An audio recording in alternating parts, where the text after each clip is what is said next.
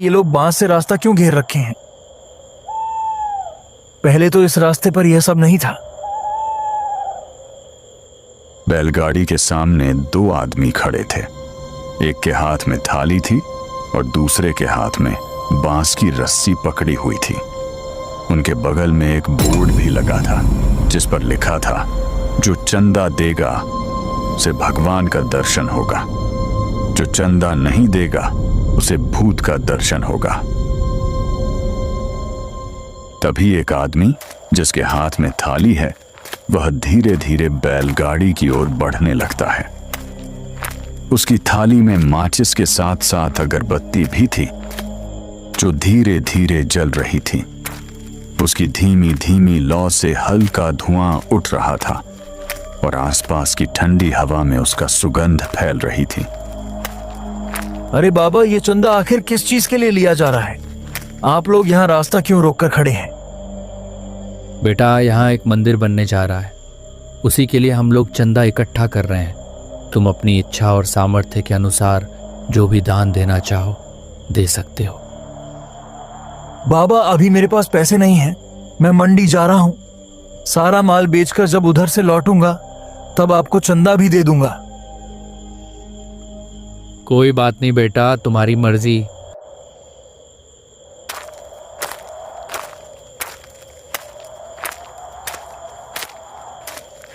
अरे रमेश, रास्ता खोल दो।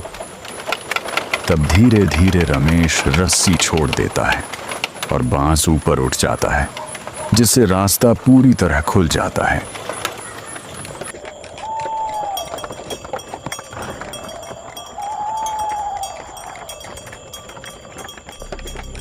पापा, यहाँ पर भी एक बोर्ड लगा हुआ था। उस पर बड़े साफ अक्षरों में लिखा था, जो चंदा देगा उसे भगवान का दर्शन होगा, जो चंदा नहीं देगा उसे भूत का दर्शन होगा। वह बोर्ड देखकर मुझे फिर से वही डर लगने लगा। तुम डरो मत बेटा, मैंने भी वह लिखावट ध्यान से पढ़ी है। लगता है यह सब उसी चाय वाले को देखकर लिखा गया होगा ताकि लोग डरें और चंदा तुरंत दें। इसमें डरने वाली कोई बात नहीं है। हाँ पापा, ऐसा हो सकता है, लेकिन पापा ये लोग सिर्फ मंदिर के नाम पर ही पैसा क्यों मांगते हैं? अस्पताल के नाम पर क्यों नहीं मांगते? अगर अस्पताल होगा तो बहुत से लोगों का इलाज हो सकता है। रही बात मंदिर की, तो वह आस्था की चीज़ है, वह तो घर पर भी हो सकता है। तुम्हारी बात सही है बेटा, लेकिन जिस देश की जनता स्वास्थ्य और शिक्षा से ज्यादा धर्म पर बात करने लगे वहां ऐसी ही बातें ज्यादा सुनने को मिलती हैं। लोग इलाज और पढ़ाई से पहले आस्था को रख देते हैं और इसी वजह से कई जरूरी सवाल पीछे छूट जाते हैं। चलो, तुम्हें इतनी छोटी उम्र में ही यह समझ आ गई कि क्या सही है और क्या गलत। मेरे लिए इतना ही काफी है। आने वाला समय जरूर बेहतर होगा। छोटू बेटा, अब तुम कुछ देर के लिए सो जाओ।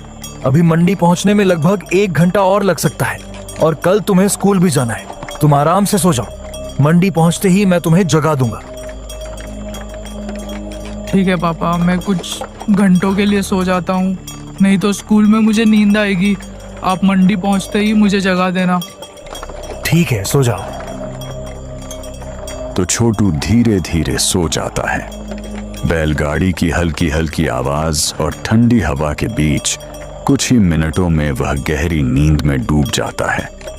उसके चेहरे पर थकान साफ दिख रही थी और सारी चिंताएं नींद के साथ कहीं दूर चली जाती हैं।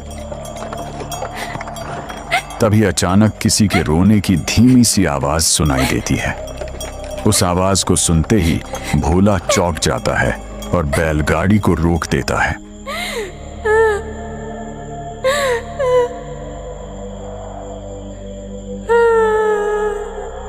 चारों ओर बस सन्नाटा है और ठंडी हवा में वह रोने की आवाज और भी डरावनी लगने लगती है।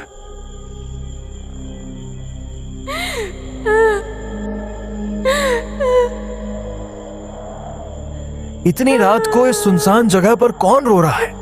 कहीं कोई दिखाई भी नहीं दे रहा। तभी उसके सामने एक पेड़ के पीछे एक लड़की की परछाई दिखाई पड़ती है।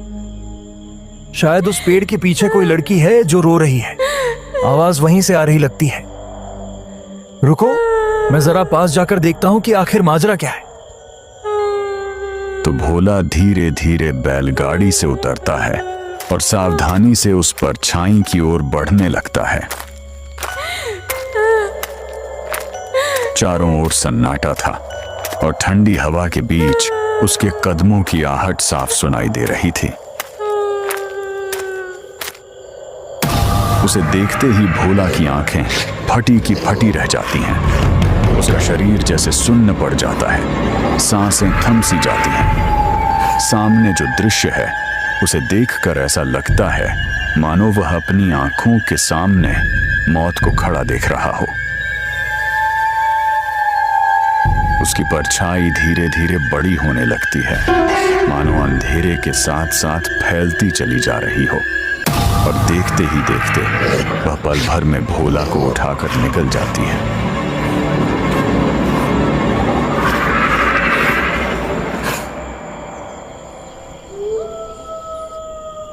इधर बैलगाड़ी पर सो रहे छोटू की नींद अचानक टूट जाती है। वह अपने पापा को पास न पाकर घबराकर इधर उधर देखने लगता है।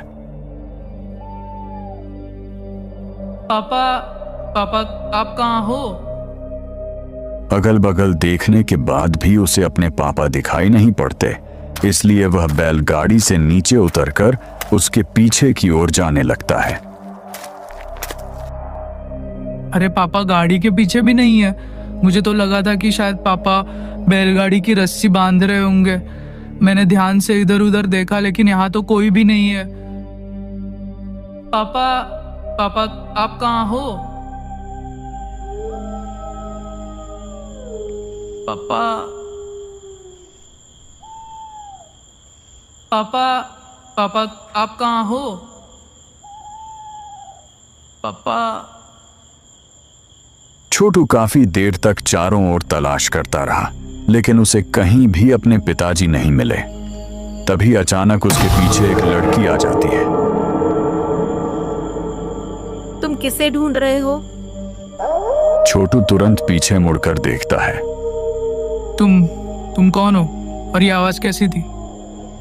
इतनी सन्नाटे भरी रात में जानवरों के अलावा और किसकी आवाज हो सकती है?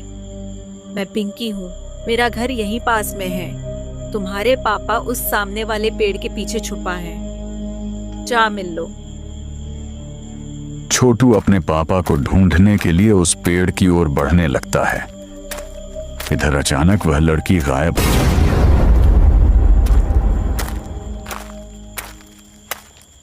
पापा, पापा, पापा आप कहाँ हो? पापा। फिर वही लड़की उसके पीछे अचानक आ जाती है। मम्मी। अरे उठ जा बेटा, और कितना सोएगा अब? पापा आप ठीक है? कितना भयानक सपना देख रहा था। चल नीचे उतर जा, हम मंडी पहुंच गए हैं।